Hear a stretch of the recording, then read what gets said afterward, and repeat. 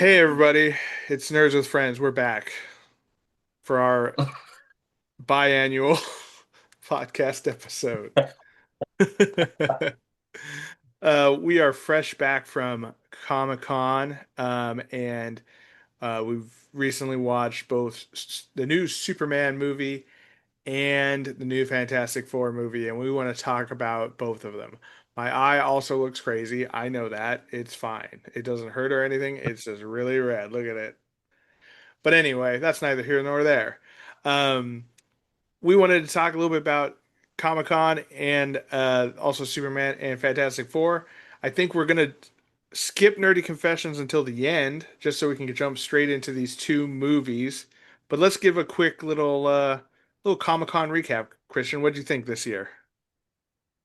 It was fun. I just felt bad. And I'm sure Cody's gonna talk about it because Cody wasn't feeling well. So I felt bad that he wasn't feeling this is how much I love and care about Cody. Is like when he feels bad, I feel bad. I'm like one of those empaths. Like I'm just like, dude, like I was like, what can I do to make Cody's Comic Con better? Like, what can I do to so he's not feeling so bad?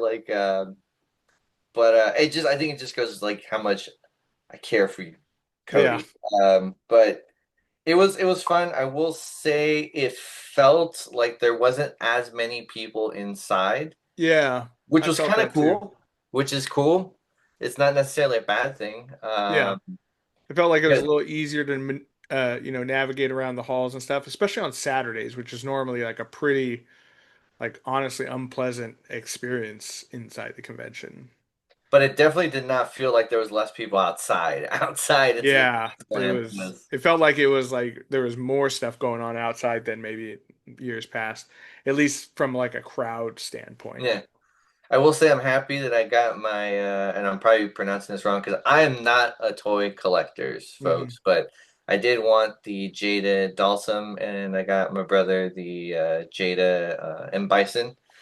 He picked it up yesterday, and the gift that I got him for like last Christmas, which showed up when we were at Comic Con. So he came to pick those up. Dude, oh, actually, I know, like on brand of not doing things in order. So actually, no, I'm already talking about slight nerdy confession now. I think Cody, and I hope you don't judge me. I think I might resell my Dulcim Yeah,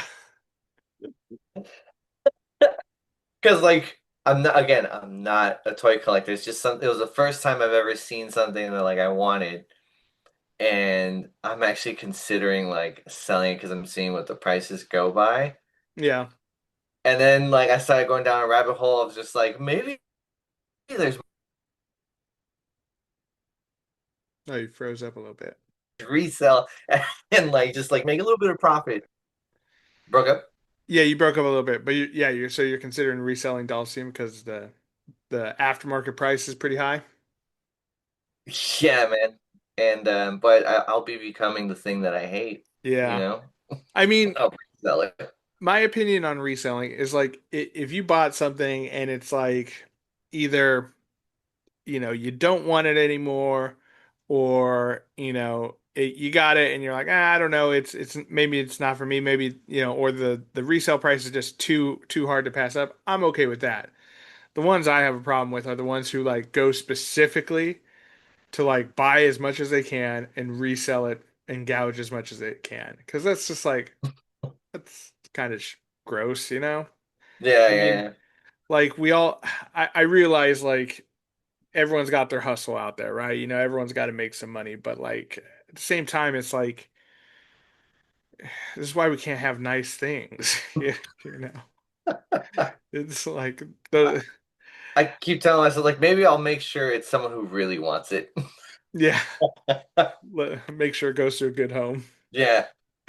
Yeah, well, that's cool. Well, yeah, I mean, we could do our nerdy confession. I mean, Comic-Con for me was shitty. I we got down there on Wednesday, which we normally do, and I went into preview night and like as soon as I got, I was just overtired, got yeah, I too excited the day before, so I got like 2 hours of sleep, drove down there for 9 hours or whatever it was, and then by the time I got into the convention, I just got like really like dizzy and like lightheaded, and I was like, oh, I don't feel so good.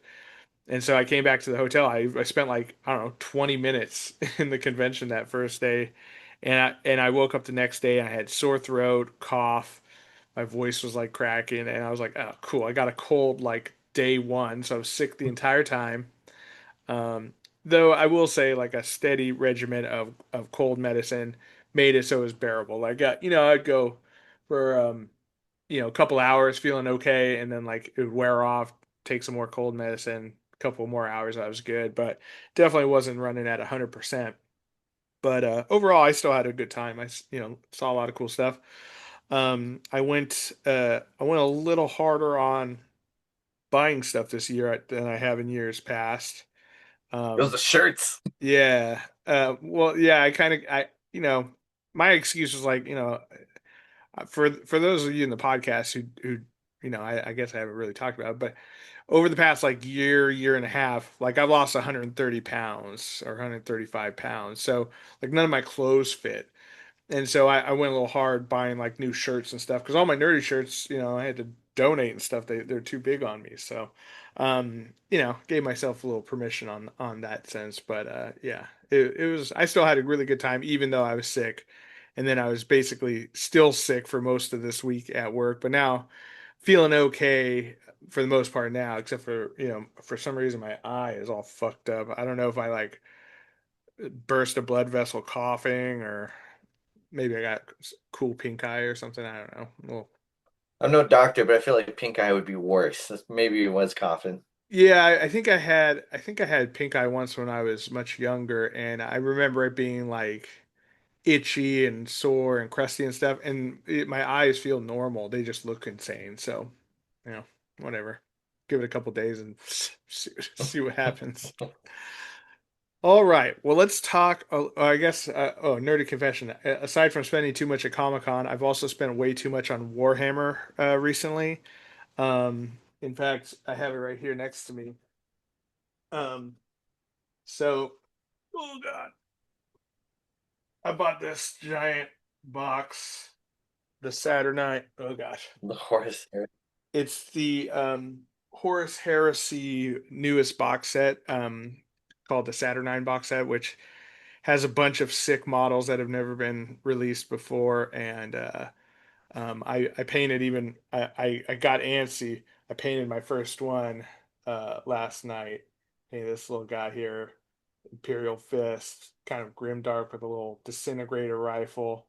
Um, and yeah, I'm super juiced to be jumping into that because, which sucks because I have like I don't know, three unfinished projects sitting around me. I have this sexy lady model that's kind of a bigger one that I started painting. She's almost done, but still needs some work on that. And then I have this kind of like diorama dual scene. So here's a little dude who's on like this icy thing that he's standing on the ice, and then this guy's gonna be like jumping off above him, about to ambush him kind of thing. So, I got to like little stopping points in all these ones, and I'm just like, now I want to start something new. And so, yeah, I gotta, Welcome to the life of an artist, yeah, man. You start projects, you get excited about something else. The only thing you got to make sure and do is go back and work them. I feel like yeah, sometimes the brain needs something new, and it also gives your eyes time to adjust. So when you go back and look at the other piece, yeah. if there are mistakes, you can see them. Yeah, for sure. I've definitely done that. There's been a couple pieces like that. One Ronin bust I did this year. What I had started like 2, 3 years ago, and I was just like, I'm just not, I felt like I wasn't at the level where I could do it yet, and then I, went back and finished it. I did finish this guy who is um, I did this as a commission for my friend Mike. So he paid me to paint this Oh, model nice. and he's the Primarch of the Ultramarines. Let's see if I can get a little closer. There you go. So looking pretty cool. And one thing that's cool about this guy is I magnetized his heads. So he has a unhelmeted version that magnets in there as well. So you can kind of switch it as desired. So pretty cool. That was kind of a pain in the ass to do. I almost fucked it up completely by I used this like super thin super glue, and it just kind of like went all down in it and like came out the sides and stuff. And I was like, oh fuck! But I was able Just to. gotta paint it into blood or like oil or grease or something. Yeah, luckily I did some like very precision work with some like tweezers and some mineral spirits and stuff, and I was able to peel it off. And then I had to repaint, reblend it, and kind of camouflage it in. But it actually came out looking pretty good. So that was a you know, feels bad when you're doing that on a model that someone else has bought for you to paint for them, and it's paid you money to pay for them. You're like, oh fuck, let me fuck this up. But worked out good. I saved it totally, and actually pretty happy with how that guy came out. So, you can actually I actually made a little because I got kind of tired of um kind of explaining people what what miniature painting is and stuff. I actually made a website called Cody's Mini Creations.com, and you can check it out. It has a bunch Oh, of nice. all my painted minis on there. So if you guys want to see those, also I have minis by Cody as my Instagram if you want to check that. Um, all that's on there is my minis and work in progress and stuff like that. But yeah, enough about mini painting. Let's talk superheroes, Christian. So, arguably the two biggest movies of the year um, so far have been Fantastic Four and James Gunn's Superman. We saw both of them pretty close to when they opened. Um, we saw Fantastic Four the day it opened down Yeah. at Comic Con, and like honestly, we did this for Deadpool Wolverine last year, but like seeing a comic book movie opening night with a comic book crowd, like a Comic Con crowd, is the best way to see it for sure. So I'm sure that might have tainted um, our overall experience of it, making us like it maybe even more than we already did. But overall, we liked both of these movies. So let's give a quick spoiler-free review before we start talking too much of spoilers. Let's start with the first movie that came out this year, which was Superman, James Gunn's first foray into the DC universe. Um, what did you think of it overall? I loved it, man. I mean, it's not a secret that I love James Gunn and the stuff he does. But I'll be honest, I was a little scared for him to take on Hmm. something like this because it's such an iconic character and what, not to, I'm not shitting on any other Supermans, but like I always compare them to Christopher Reeve's Superman because, that was my first experience with Superman, and I feel like kind of like the standard, Yeah. but it was great, man. It was awesome.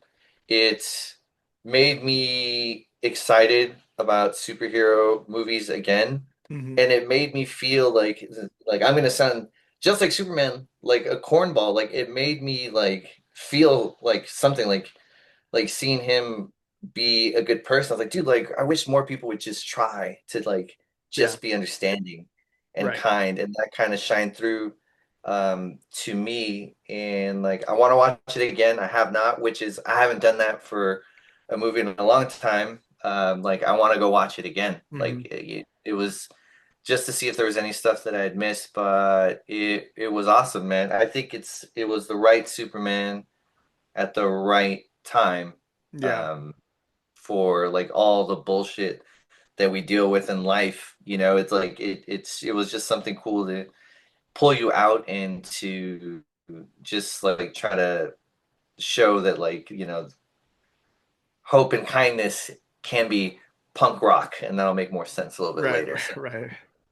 Yeah. I really enjoyed it too. I mean, to me, it's the first Superman movie ever that has really felt like a comic book movie, and I think, for so long, Marvel has really kind of cornered the market on like the comic book movie. Like, yes, we had the Snyderverse, right? But they were like blockbuster movies masquerading it as comic book movies. This one, and this doesn't spoil anything because you saw other superheroes in the trailers and stuff, but like there's other superheroes in this movie and in this world. Like Superman is not the only hero. He's not the first hero. And it's a lived-in world that he's not flying around Manhattan. He's flying around Metropolis, and there is no like, at least not referenced in it, there's no like New York City, there's no Chicago or anything. It is like, no, this is Metropolis, and then there's Gotham, and then there's Central City and stuff.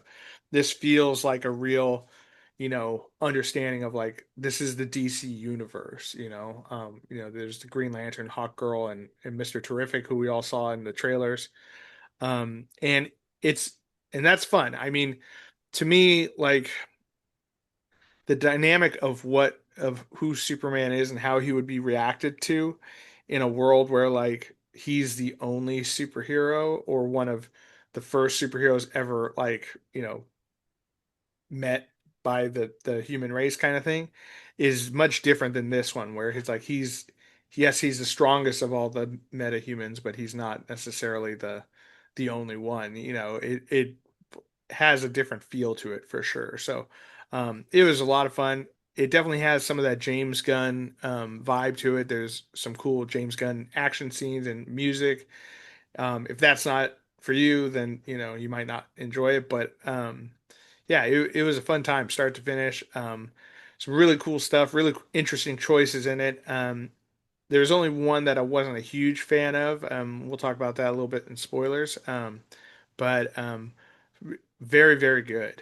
I really enjoyed it. But speaking of spoilers, let's get into some spoilers, in-depth review of what we thought. If you haven't seen Superman yet and you don't want to be spoiled, you might skip ahead. I don't know how to do the thing on YouTube where we put chapters in, but skip ahead till where we're talking about Fantastic Four if you don't want to get spoiled. All right, Christian. So Superman, James Gunn. Um, the overall story of this, Superman is one metahuman amongst many. They don't go into like his origin story, just in little flashback type deals or conversations and whatnot. But this is Superman who's been acting as Superman for about 4 years, and or 3 years, or I don't remember the time. 3 years. 3 years, yeah. And he's going up against Lex Luthor. Lex Luthor has a couple metahumans under his employ, and including Ultraman and the Engineer. And it's just Superman doing Superman stuff. What was your favorite part of the movie overall?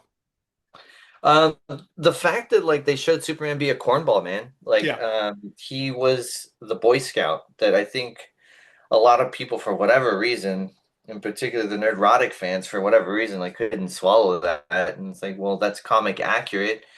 yeah. Like I don't know why everyone thinks that what damn, he made me forget his name. Warhammer guy, Henry Cavill. Henry Cavill, what Henry Cavill did.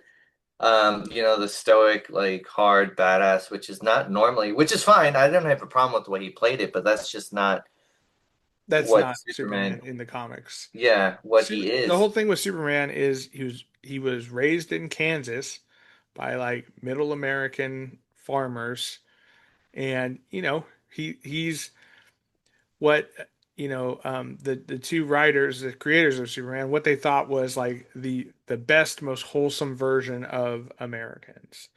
And so he says things like gosh, or golly, and things like that. Which he uh, did in the movie, which was awesome. yeah, you know and I really enjoyed that. I thought it was good, and it made him stand out against the Justice Gang, which was the Green Lantern, Hawk Girl, Hot and girl. Mr. Terrific, who were great, but like they have a very different like outlook on superheroing and stuff.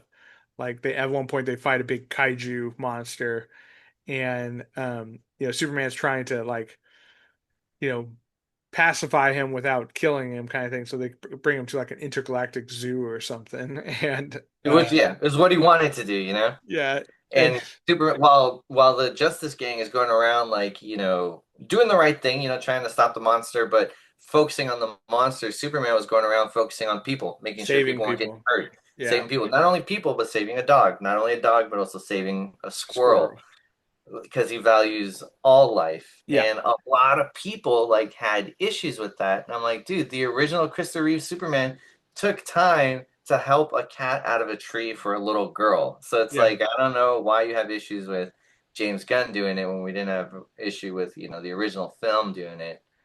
But it just showed like, that was his focus. He's focused on humanity and Hmm. people's safety. Yeah. Everything else comes after. So Yeah. Another thing I really enjoyed was that they did definitely power down Superman compared to what he can be portrayed as in certain other movies, like the Zack Snyder one, and even in some of the comics and stuff. Like he gets beaten up and like knocked around quite a bit in this movie. You know what I mean? And he's not just like he doesn't just show up and oh the fight's over kind of thing. So there but was that would be boring, right man. That would be so boring. And for sure. comics, anyone who reads comics knows that. Yeah, Like Spider-Man doesn't just show up and just, flip, flip, flip, flip, flip, and like everything's fucking over. Like maybe some low-level guys in the beginning of a comic, but the whole point is the conflict and how they overcome these things. It would right, just be so boring. Like, yo, I'm a deity. I'm here, and I snap my fingers, and it's done, and I'm gone. Like, all right, well, that's not entertaining. It's the struggle. It's how they overcome. Like, that's the heroic part. They're just exactly, amplified. Like it's just like amped to a certain level. But there's no huge difference in like what Daredevil does. Like he shows up, fights a bunch of dudes who are at his level or stronger. He overcomes it. That's what makes him a hero. With Superman, it's just turned to the max. It's just like on right. higher level or max level. And at the end of the day, while yes, there is some physical conflict in the movie, right? He does go up against, and this is super spoiler, but Ultraman is a clone of Superman, um, who like, come on, we all know it's going to be Bizarro eventually because he gets sucked into a black hole and Yeah, then you beat me to it. Yeah, yeah, you beat me to it. Like, dude, obviously it's gonna be Bizarro. Yeah, yeah, and because he also didn't speak. Who he could be speaking backwards already anyway. So. right, exactly.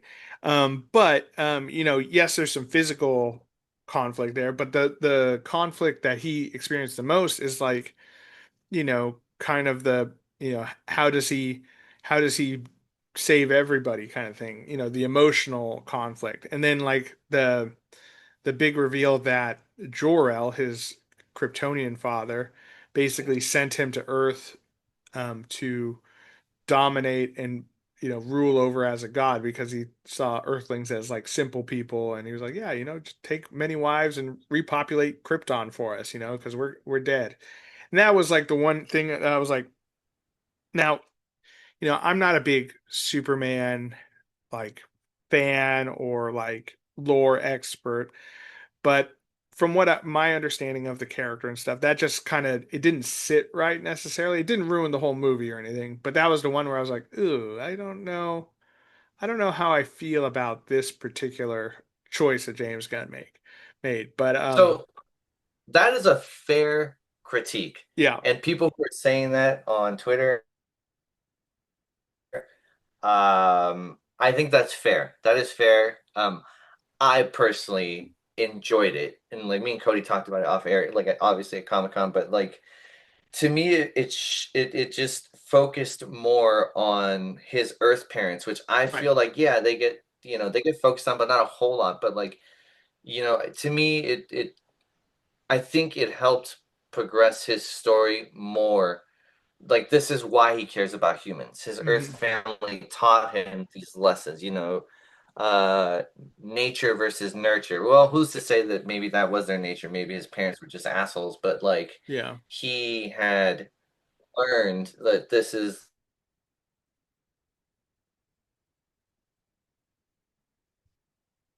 He froze up again. um because it would be so easy if Superman wanted to just hide and better.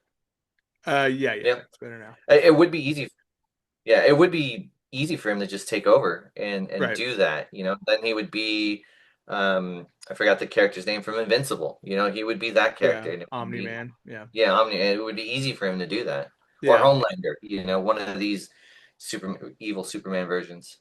Yeah, and honestly, like it doesn't necessarily make Jor-El like a villain necessarily because he's, like again, I'm not a lore expert on Superman, but like he's never been to Earth. They've just observed it from Krypton through their technologies or whatever.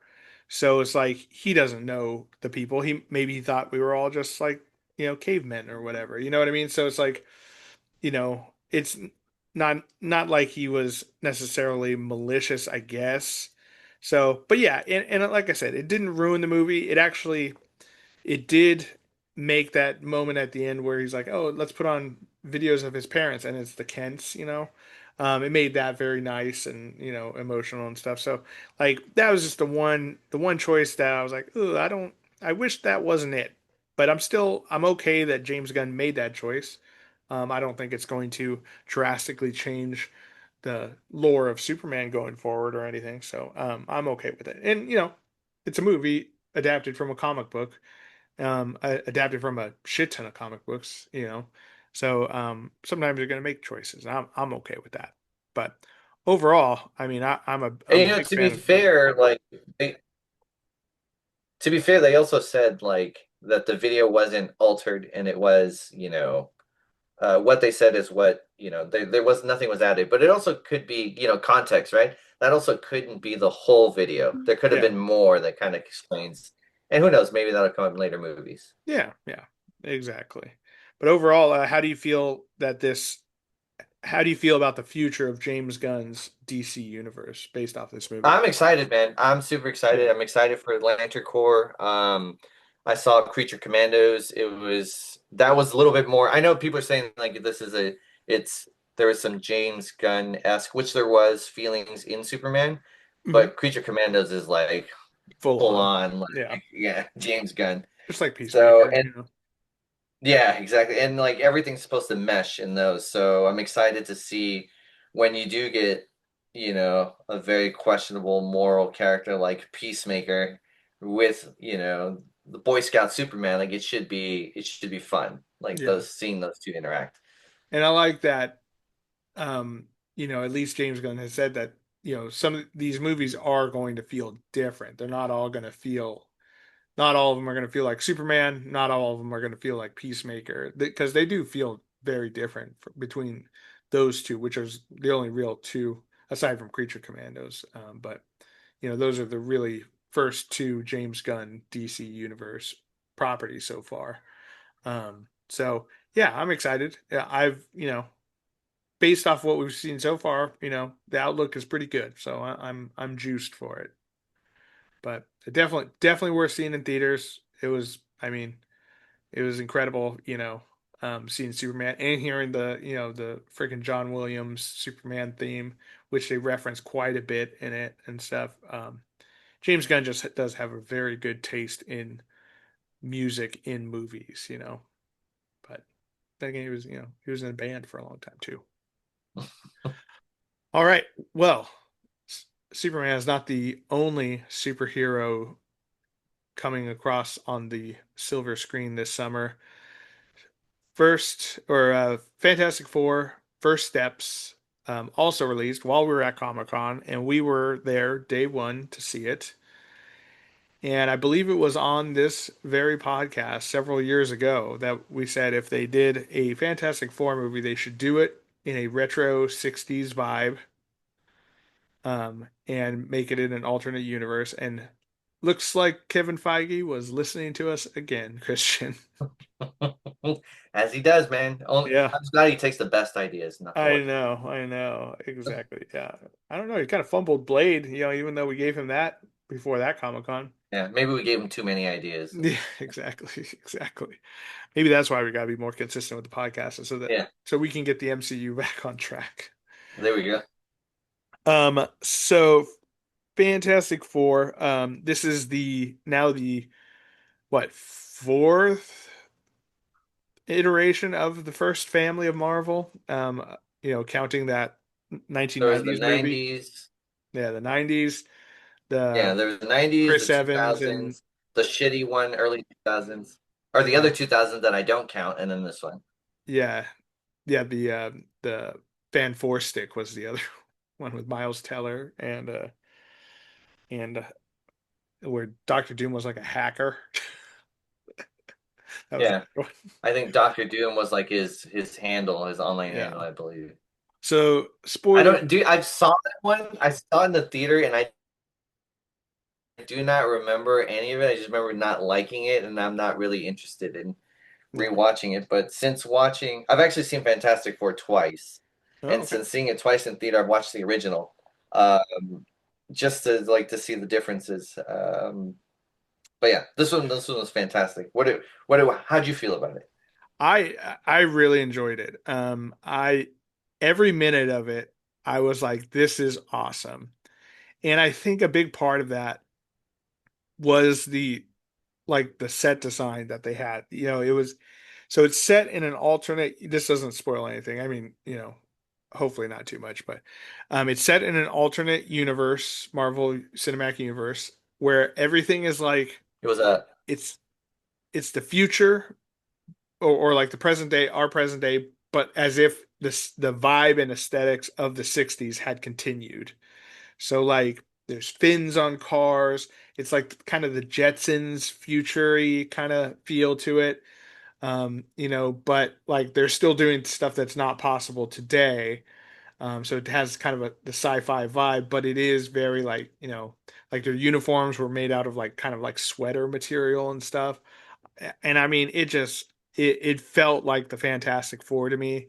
There's a lot of cool nods to the comics and stuff. Galactus was awesome. I mean, it felt like, you know, the the story they were telling was really telling the whole story of the Fantastic Four, not just Mr. Fantastic, not just Invisible Woman, not just Human Torch, not just the Thing. Like it felt like a story about them as a family. And I mean, that's exactly what I wanted from it. I mean, it was really good. I really enjoyed it. I'd say between the two movies, between Superman and this, I enjoyed this more, even though I did really like Superman as well. But this one I just had a really good time in for sure. What did you think of it? I love them equally. I love them equally. Both of Yeah, them are great, and I'm excited.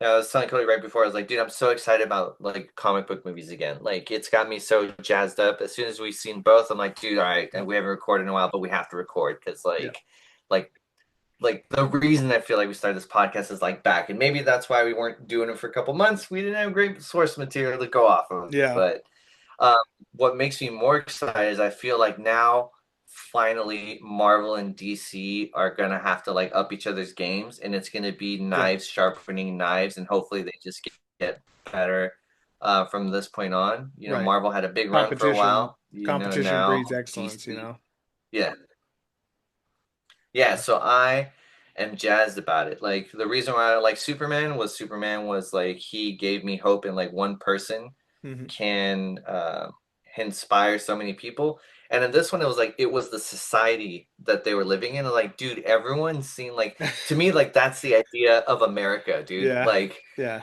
other than the one part that I'm sure what you're giggling at, which we'll get into, but like, everyone was so like they were for it, dude. Like they were like all about like everyone was working together, and that was well, we the haven't most done spoilers yet, but unbelievable part of the whole movie, where the whole world gets together to work towards a common goal for the betterment of mankind. Yeah, I was like, I'm out. This would never happen. right. But it was such like this perfect idea of America, and yeah, later on that expanded. But Yeah, it gives me hope, man. yeah, It gives me hope, which is what I love about comics is that they give you hope in odds that like fucking suck, which yeah, to me feel like we're living in times that fucking hopeful. yeah. Yeah, it was great. Another one worth seeing in theaters, and it was filmed for IMAX. I believe there was a couple like aspect ratio changes. So if you get a chance, see it in IMAX, because I think that, especially for some of the like, there's some space scenes and scenes with Galactus and stuff where the scale of it is really cool with the larger screen. But yeah, let's get into some spoilers. There was a cool after credits scene in this one that sets up some future stuff. So if you haven't seen it yet, go ahead and skip to the end of the podcast. But yeah, let's talk some spoilers for Fantastic Four. Um, so I mean, I guess this isn't technically a spoiler, but basically the story is, Sue Richards is pregnant with Franklin Richards. There's hints of that in the trailer. Um, and then Silver Surfer comes to town as she is wont to do, heralding, the coming of Galactus.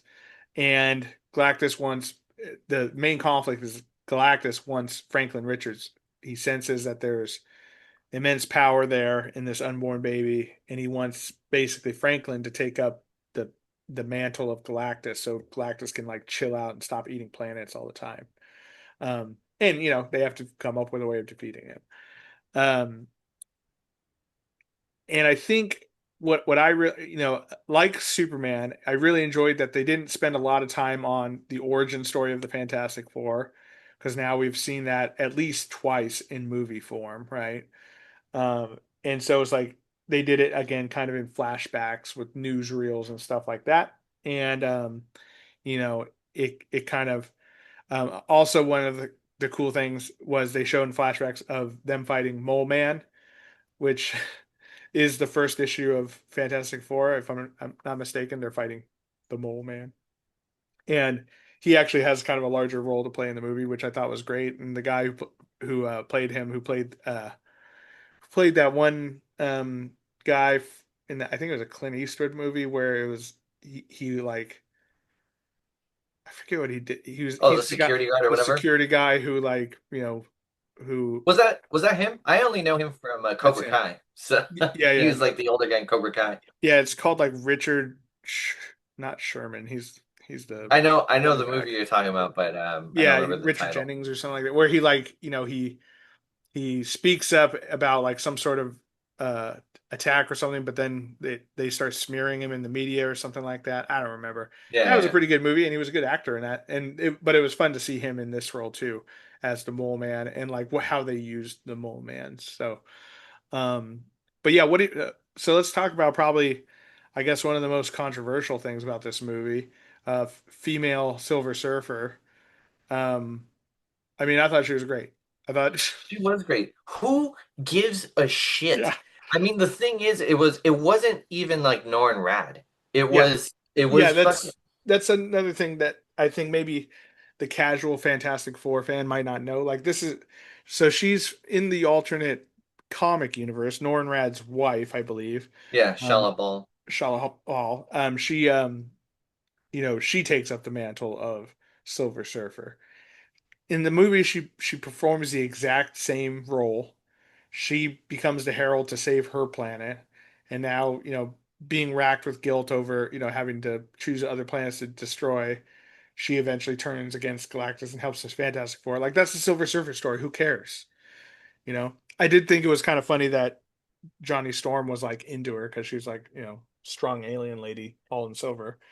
I feel like they played that right though. Yeah, Like he missed and loved space. He yeah, saw her for the first time in space.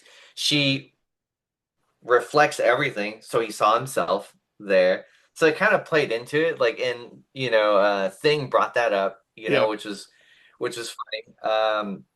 But all her parts was great when she announces the Herald, like her lines like yeah. felt fucking like, oh damn, like it was intimidating. The way it was echoed, the way the world was watching.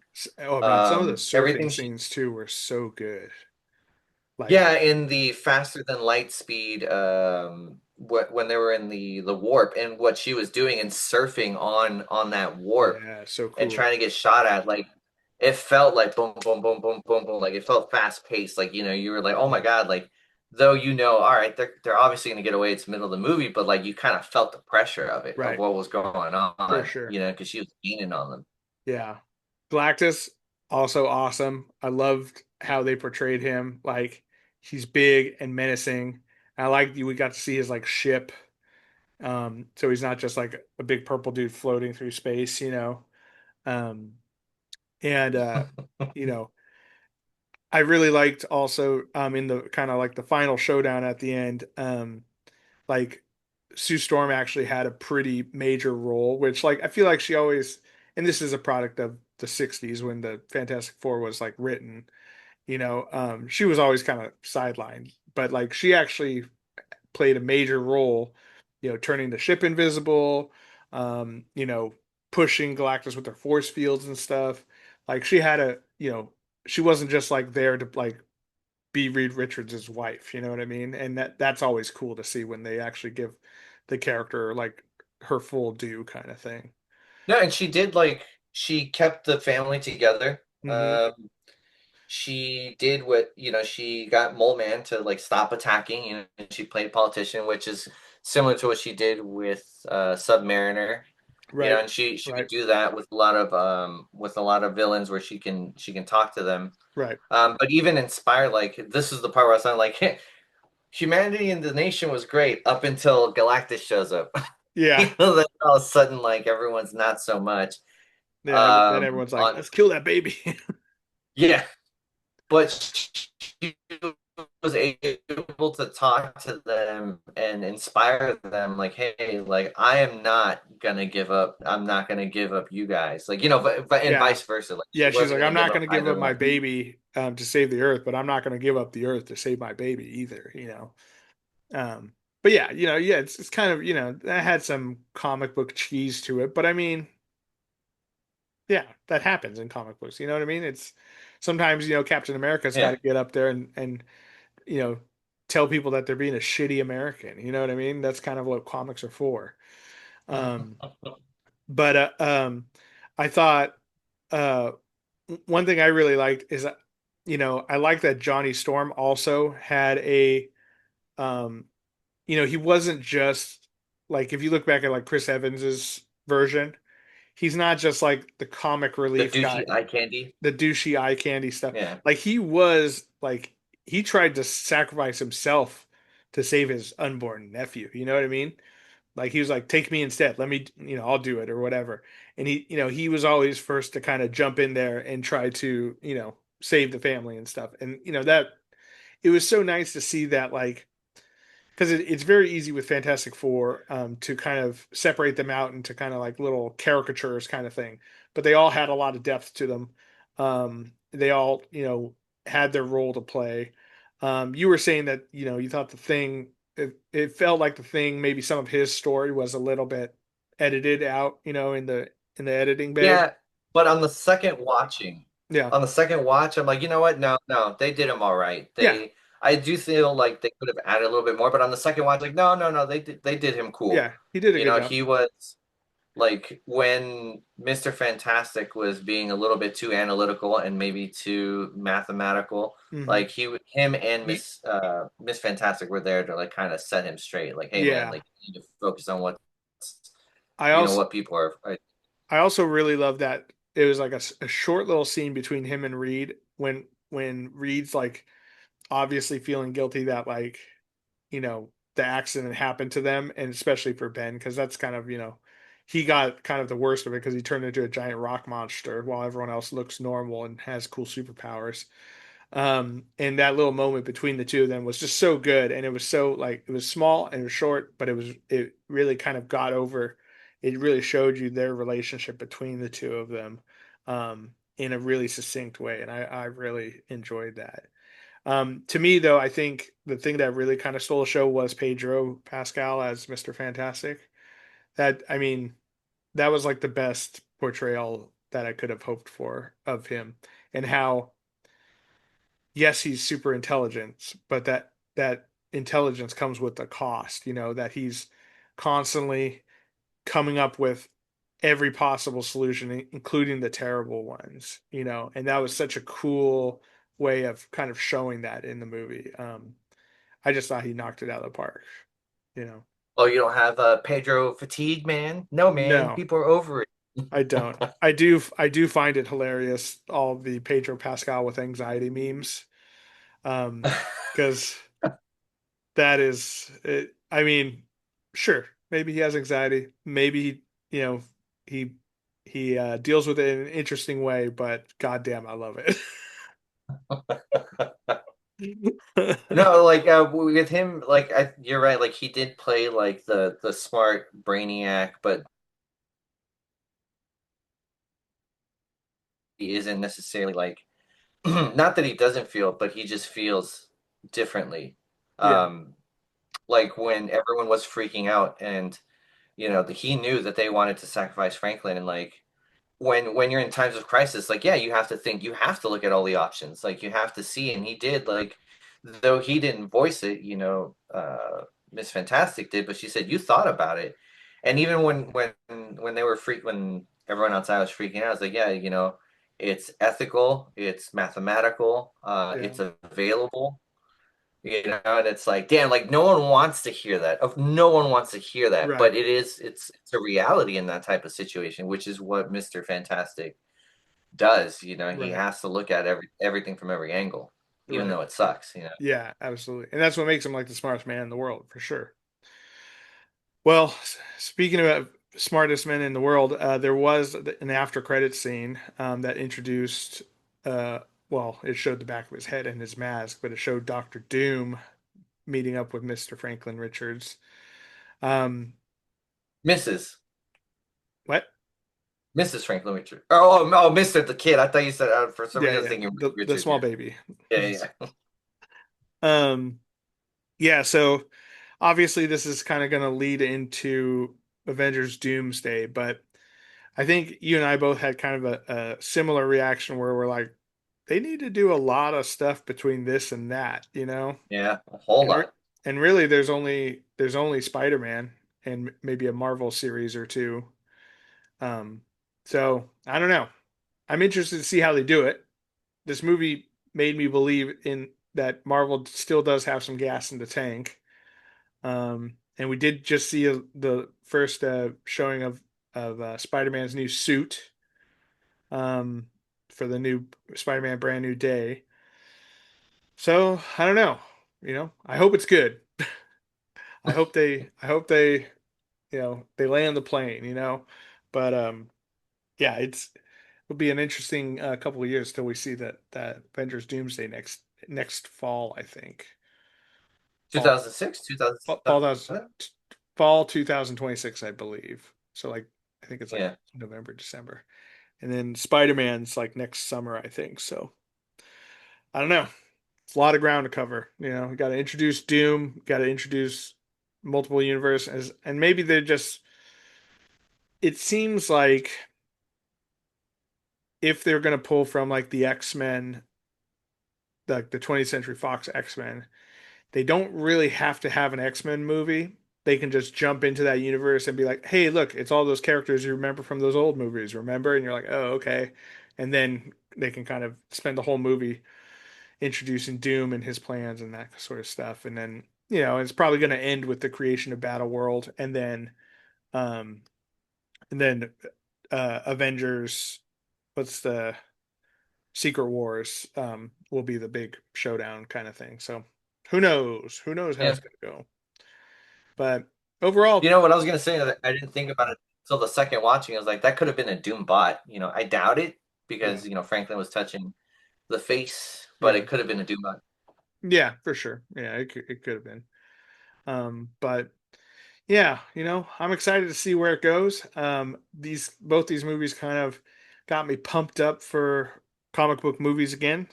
But now we gotta wait a little while before we get to see another one. But yeah, it was good to see some cool like some certified bangers again in theaters. It's been a while for sure.